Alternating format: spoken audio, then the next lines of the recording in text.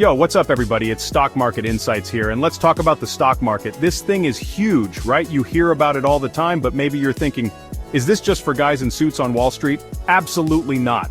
The stock market is how everyday people can invest their money, build real wealth, and potentially retire early. I'm talking life-changing stuff here. Now I know what you might be thinking. The stock market seems complicated, right? Charts, graphs, numbers moving a million miles an hour, it can be intimidating. But trust me, once you understand the basics, it's actually pretty straightforward. In this video, we're gonna break it all down in plain English, no jargon, I promise. We'll cover what the stock market actually is, how it works, and why prices go up and down. Let's do this. Okay, let's start with the absolute basics. What is the stock market? Imagine a giant online marketplace like Amazon or eBay, but instead of selling shoes or electronics, they're selling pieces of companies. These pieces are called stocks. When you buy a stock, you're essentially buying a tiny ownership stake in that company. Think about it like this. Let's say your favorite company, maybe it's Nike or Tesla, wants to build a new factory, develop a cutting-edge product, or expand into new markets. That stuff takes money, serious money. So instead of going to a bank and taking out a massive loan, they can raise capital by going public. Going public means dividing ownership of the company into millions, sometimes even billions of these little pieces called shares. These shares are then listed on a stock exchange like the New York Stock Exchange, which you've probably seen in movies, all those people yelling and flashing screens. But nowadays, you don't need to be on the trading floor to buy or sell stocks. You can do it all online with a few taps on your phone. So you, the average investor sitting at home in your pajamas, can buy these shares through a brokerage account. And guess what? You become a part owner, a shareholder in that company. Pretty cool, right? Now the price of each share, that's determined by supply and demand. If more people want to buy a particular stock, the price goes up. If more people are selling, the price goes down. Now here's where things get really interesting. Why do stock prices move? If you're new to this, it might seem like a roller coaster with no rhyme or reason, but trust me, there's always a reason behind the madness. As we just talked about, supply and demand are the driving forces. When more people want to buy a stock than sell it, the price goes up. When the opposite happens, and there are more sellers than buyers, guess what? The price goes down. Simple enough, right? But what actually influences all those buyers and sellers? Well, a bunch of things. First off, a company's performance is huge. Did they just crush their earnings report? Did they announce a killer new product? That's usually good news for the stock price. On the flip side, if a company's profits are down, or even worse, they have a major scandal or product recall, you can bet investors are going to hit the sell button. Then there's the overall market sentiment. Is the economy booming? Are interest rates low? People tend to be more optimistic and invest more, which pushes prices higher.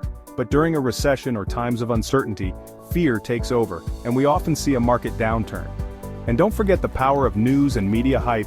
A single tweet, a rumor, or a hot new trend can send stock prices soaring or crashing down.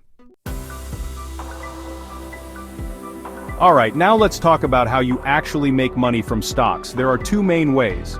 First, you've got capital appreciation, which is a fancy way of saying the price of your stock goes up.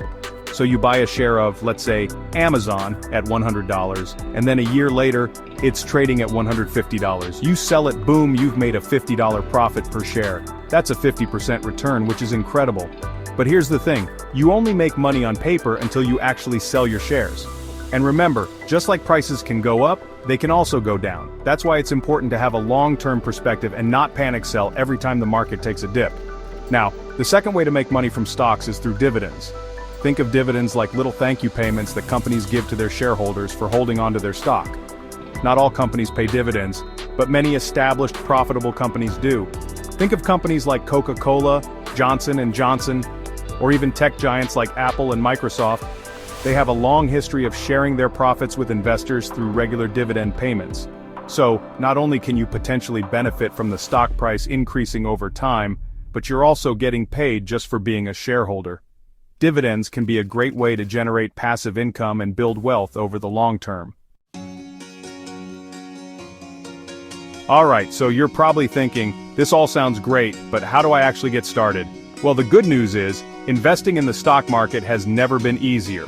Gone are the days of calling up a stockbroker and paying hefty commissions. These days you can buy and sell stocks right from your phone with just a few taps. It's seriously that easy. The first thing you'll need is a brokerage account. Think of a brokerage account like your gateway to the stock market.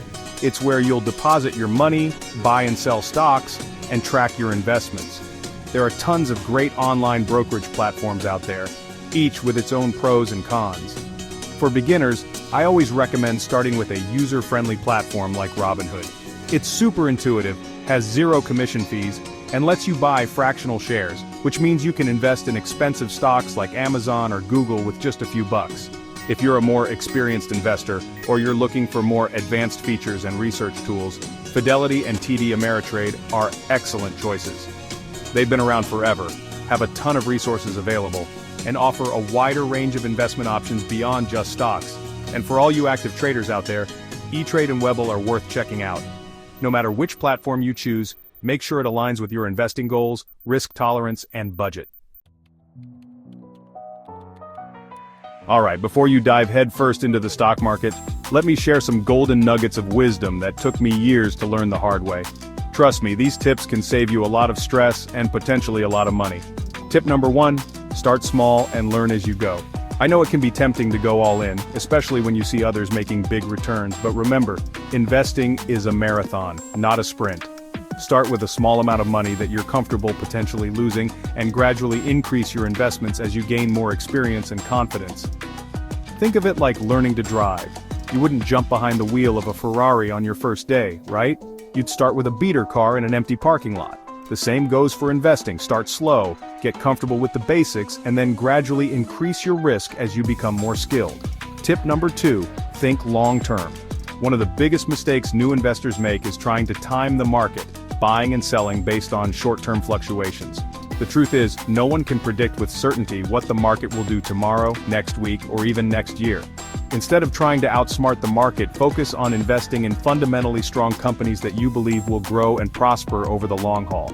Remember, time in the market is more important than timing the market. And finally, tip number 3, don't chase hype. Just because everyone's talking about a particular stock, or it's trending on social media, doesn't mean it's a good investment. So there you have it, guys, the stock market explained in plain English. Hopefully, you now have a much better understanding of how it works, why it matters, and how you can start investing to build long-term wealth. Remember, investing doesn't have to be scary or complicated. With a little bit of knowledge and a long-term perspective, anyone can learn to invest and potentially achieve financial freedom.